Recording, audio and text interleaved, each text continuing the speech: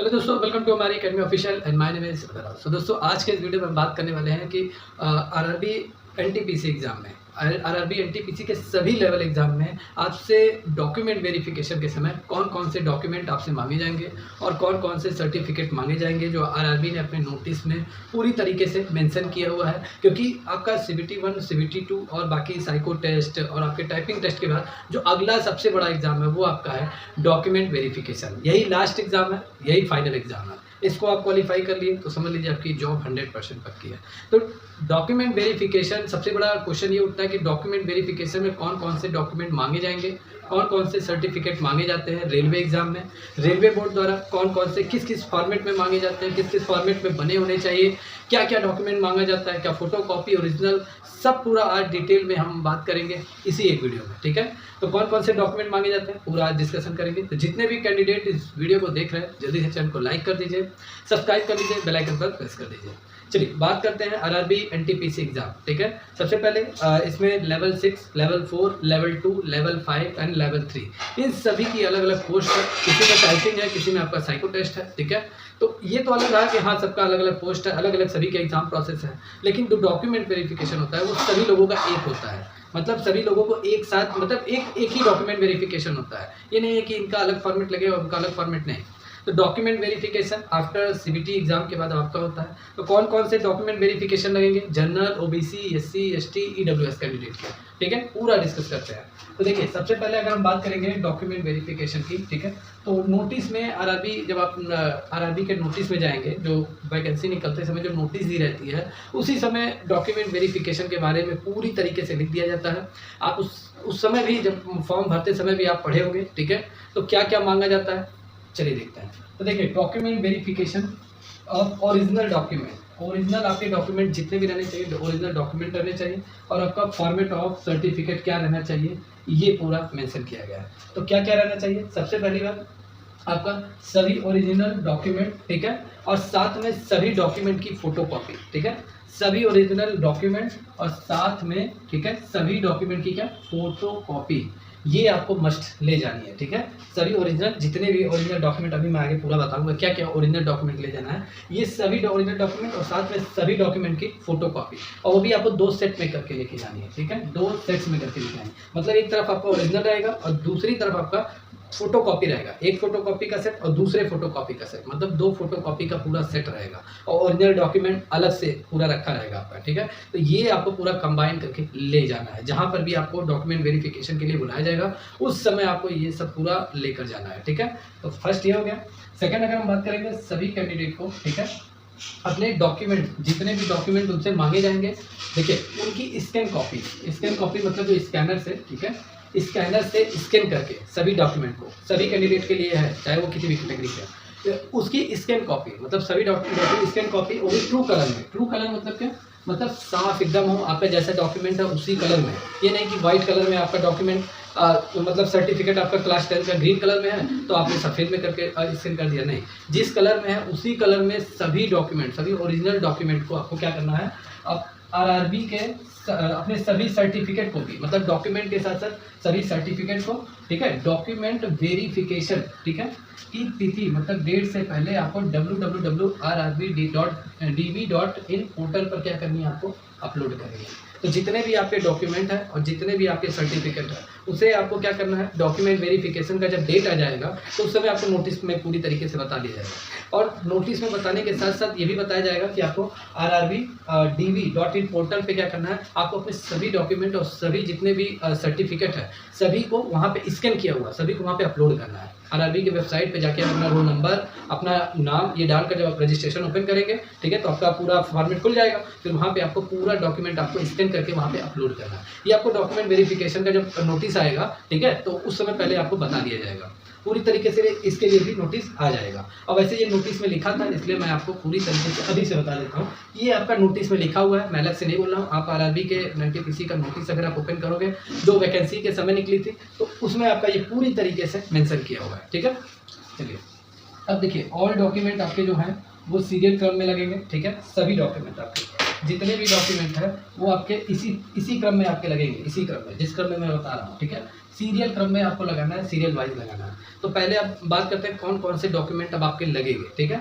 अभी तक तो जितना फॉर्मेट था वो बताया गया कि ओरिजिनल डॉक्यूमेंट प्लस उसका फोटो कॉपी वही 2 सेट में रहनी चाहिए, और सभी डॉक्यूमेंट का स्कैन किया हुआ कॉपी आपको rrbdv.in पोर्टल पे आपको रजिस्ट्रेशन करना है। अब यहाँ से आपकी पूरी चालू होती है कि डॉक्यूमेंट वेरिफिकेशन में कौन कौन से डॉक्यूमेंट ले जाने हैं, यहाँ से हम बात करेंगे। तो सबसे पहले देखिए, आपको क्लास 10 की सर्टिफिकेट मतलब मार्कशीट आपको लेकर जानी है। क्लास 10 की सर्टिफिकेट मार्कशीट लेकर जानी है।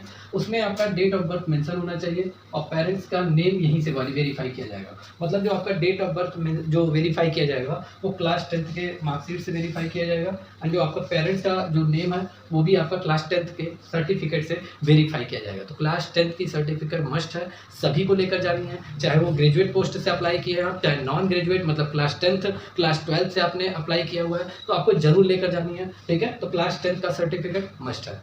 चलिए, दूसरा है क्लास 12 का सर्टिफिकेट भी आपको लेकर जाना है, ठीक है।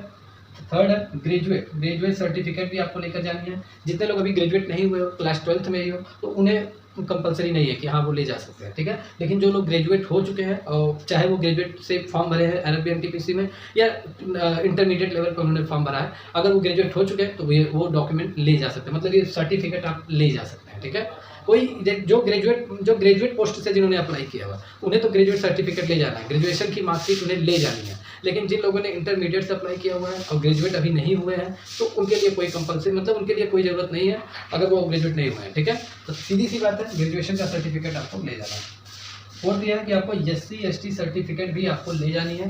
SC ST सर्टिफिकेट अगर आपको आरक्षण लेना है, जितने भी SC ST कैंडिडेट है अगर उन्हें आरक्षण लेना है तो SC ST सर्टिफिकेट मतलब कास्ट सर्टिफिकेट आपका लगेगा, ठीक है। कास्ट सर्टिफिकेट आपका पूरी तरीके से लगेगा। और ये जो है ये आपका, ठीक है, ये format given in RRB NTPC notice में दिया गया है। किस फॉर्मेट में आपको SC ST सर्टिफिकेट ले जाना है, ये पूरी तरीके से RRB का नोटिफिकेशन, ठीक है, RRB के नोटिफिकेशन जो आया था, ठीक है, मेन जो नोटिफिकेशन वैकेंसी जब निकली थी तब आया था, उसमें पूरी तरीके से इसका फॉर्मेट दिया हुआ है। आप उसी फॉर्मेट में जाके अभी से इसको बनवा लीजिए, ठीक है, जाके अभी से इसको बनवा लीजिए, क्योंकि डॉक्यूमेंट वेरिफिकेशन के समय ये जरूर मांगा जाएगा। अगर आप नहीं दोगे तो आगे चल के आपको प्रॉब्लम हो सकता है, ठीक है। तो वो फॉर्मेट पूरा दिया हुआ है, उसी फॉर्मेट में आप उसको बनवा के रख लीजिए, ठीक है।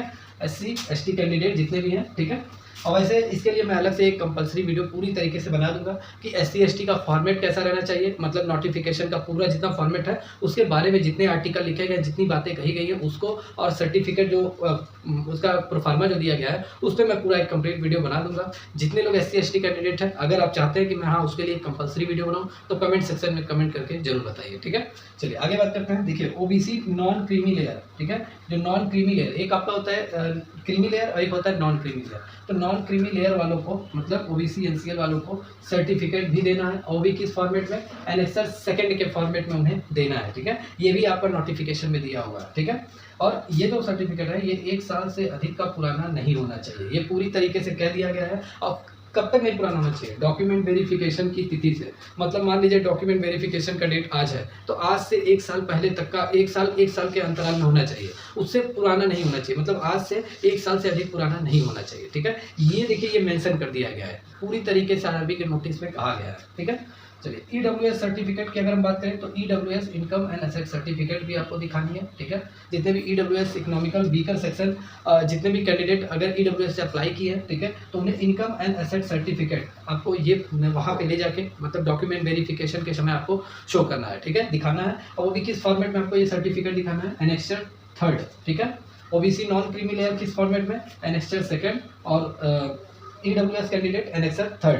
ये पूरा ये भी पूरी तरीके से नोटिफिकेशन में दिया हुआ है, जो मेन नोटिफिकेशन RRB का था, ठीक है, उसमें दिया हुआ है। आप वहाँ से एनेक्सर 3 जाके वो पूरी तरीके से डाउनलोड कर लीजिए और उसी फॉर्मेट में बनवा के पूरी तरीके से रख लीजिए, ठीक है। चलिए आगे, एक्स सर्विसमैन, ठीक है, ex serviceman original dispatch certificate, ठीक है। तो जितने भी एक्स सर्विसमैन हैं, ठीक है, उन्हें ओरिजिनल डिस्पैच सर्टिफिकेट लेके जाना है, ठीक है। ओरिजिनल पूरी तरीके से ये ओरिजिनल होना चाहिए, ठीक है, डिस्पैच सर्टिफिकेट ले जानी है, इंपॉर्टेंट है।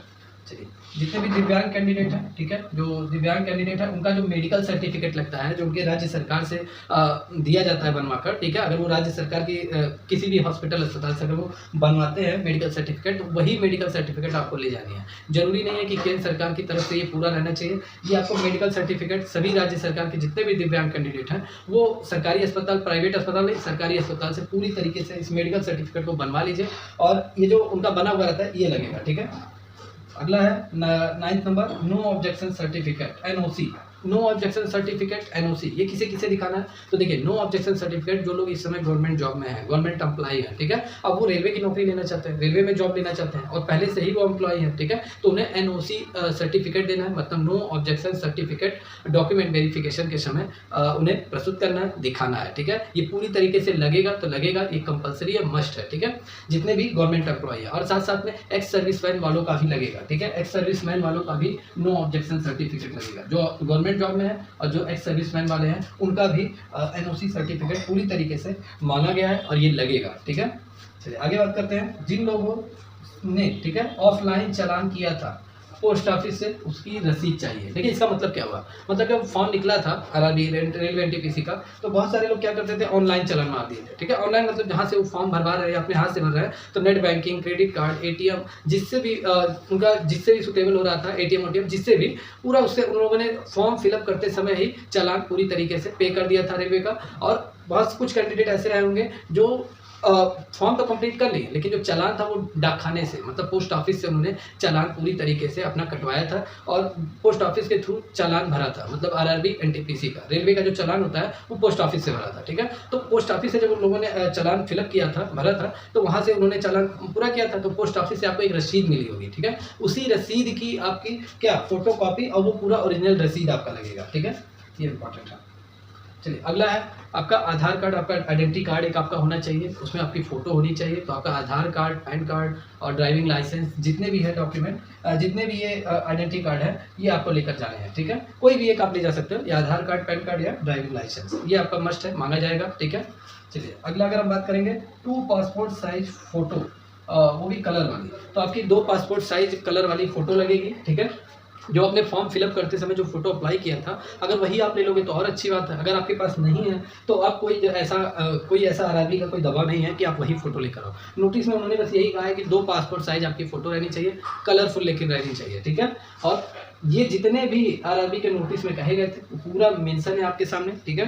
इतना ही डॉक्यूमेंट आपका लगेगा, चाहे आप EWS कैंडिडेट हो, जनरल कैंडिडेट हो, SC ST, एक्स सर्विसमैन हो, ठीक है, OBC कैंडिडेट हो, दिव्यांग कैंडिडेट हो, आपका जो भी नोटिस में लिखा था पूरी तरीके से डॉक्यूमेंट वेरिफिकेशन के लिए कौन कौन से डॉक्यूमेंट लगेंगे, ये पूरा मैंने आपको बता दिया, ठीक है। अब कुछ लोगों का इसमें यहाँ क्वेश्चन जरूर उठेगा कि सर जो कास्ट सर्टिफिकेट मांगा जा रहा है, SC ST EWS वालों का जो इनकम सर्टिफिकेट, SC ST का कार्ड सर्टिफिकेट, OBC का भी कास्ट सर्टिफिकेट, वो यहाँ पे आप प्रोफार्मा बता रहे हैं, वो कैसा? तो देखिए प्रोफार्मा मतलब RRB के नोटिस में जब आप देखते हो तो वहाँ पे आपको पूरा शुरुआत से पूरा अंत में पूरा ये दिखाता है, ठीक है। अंत में आपको कुछ प्रोफार्मा बना हुआ सर्टिफिकेट दिखाई देगा, ठीक है। उसी प्रोफार्मा को आप निकलवा लीजिए और उसी के तहत आप अपने तहसील, मतलब आप जिस जिले में रहते हो उसी तहसील में जाके आप पूरी तरीके से अप्लाई करके उसी प्रोफार्मा में आपको वो सर्टिफिकेट बनवानी है, ठीक है। तो ये मस्ट है, ठीक है। प्रोफार्मा पहले ही RRB ने कह दिया था, तो उसी प्रोफार्मा के तहत आपको बनवाना है। चाहे SC ST OBC, अगर आप छूट लेना चाहते हो, आरक्षण लेना चाहते हो, तो आपको ये जरूर दिखाना चाहिए, ठीक है। जरूर बनवा के डॉक्यूमेंट वेरिफिकेशन के समय शो करना चाहिए। अगर दिखाओगे डॉक्यूमेंट वेरिफिकेशन के समय तो आप जनरल में काउंट किए जाओगे, ठीक है, आपको आरक्षण का लाभ नहीं मिलेगा। और जितने भी कैंडिडेट अगर चाहते हैं कि सर EWS कैंडिडेट का जो इनकम सर्टिफिकेट, इसके बारे में एक कंप्लीट वीडियो बना दीजिए कि क्या क्या लगेगा, किस किस प्रोफार्मा में ये बनना चाहिए, तो मैं कंप्लीट बना दूंगा। और SC ST और OBC नॉन क्रीमी लेयर के जितने कैंडिडेट हैं, अगर वो भी चाहते हैं कि फिर से हमारा एक नया वीडियो बना दीजिए जिसमें सिर्फ और सिर्फ सर्टिफिकेट से रिलेटेड हो, तो कमेंट सेक्शन में जरूर कमेंट कीजिए, ठीक है। और ये पूरे डॉक्यूमेंट आप अभी से तैयार कर लीजिए, क्योंकि समय बहुत कम रहेगा, क्योंकि जहाँ डेट आया डॉक्यूमेंट वेरिफिकेशन का, रिजल्ट आया, पहली बात वो लोग बनवा के तो जरूर रख लें जिनको लग रहा है कि हाँ मेरी टाइपिंग निकल चुकी है, मैं टाइपिंग में पूरी तरीके से पास हो जाऊँगा, अपने आप में विश्वास है और उनके अच्छे नंबर है, मार्क्स है, वो लोग तो अभी से बनवाना पूरा चालू कर दें, और जो लोग अभी संशय में हैं वो भी बनवा के रख ले, क्योंकि ज़्यादा क्या होगा, ज़्यादा आपका सर्टिफिकेट पे कुछ पैसे लगेंगे, ज़्यादा 100 रुपये 150 रुपया, उससे ज़्यादा नहीं लगेगा। और बाकी अभी से ही सभी को कलेक्ट करके रख लीजिए, ठीक है। क्योंकि डॉक्यूमेंट वेरिफिकेशन जहाँ रिजल्ट आ जाएगा, डॉक्यूमेंट वेरिफिकेशन के लिए ज़्यादा समय नहीं रहेगा। और बता दूँ, डॉक्यूमेंट वेरिफिकेशन के लिए जो आरआरबी की नोटिस में कहा गया है, वो आपका जो रिजल्ट अभी तो आएगा टाइपिंग के बाद, ठीक है, टाइपिंग, साइको टेस्ट, इन सभी के बाद आएगा। तो जितनी पोस्ट है उतना ही कैंडिडेट लिया जाएगा। ये आरआरबी ने पहले ही कह दिया है कि जितनी वैकेंसी है उतने ही कैंडिडेट डॉक्यूमेंट वेरिफिकेशन के लिए बुलाए जाएंगे। हाँ, लेकिन आगे थोड़ा सा और मेंशन किया गया है डॉक्यूमेंट मतलब नोटिस में कि 50% में भी इंक्रीज भी कर सकते हैं और डिक्रीज भी कर सकते हैं। अब वो किस कंडीशन में करेंगे वो आरआरबी जानती है, ठीक है। लेकिन जहाँ तक ये सवाल है, जितनी वैकेंसी है 1:1 का रेशियो में सभी कैंडिडेट को बुलाए जाएंगे, जितनी वैकेंसी उतने कैंडिडेट, ठीक है। तो ये लगभग आपका क्लियर हो गया होगा कि डॉक्यूमेंट वेरिफिकेशन के समय क्या क्या डॉक्यूमेंट मांगे जाएंगे। अभी भी आपको कोई क्वेरी है तो आप कमेंट सेक्शन में कमेंट करके पूछ सकते हो। और अगर ये वीडियो अच्छा लगा हो, जानकारी अच्छी लगी हो, तो चैनल को सब्सक्राइब करना मत भूलिए, चैनल को लाइक करना मत भूलिए, ठीक है। तो मिलता है नेक्स्ट वीडियो में, तब तक के लिए टेक केयर।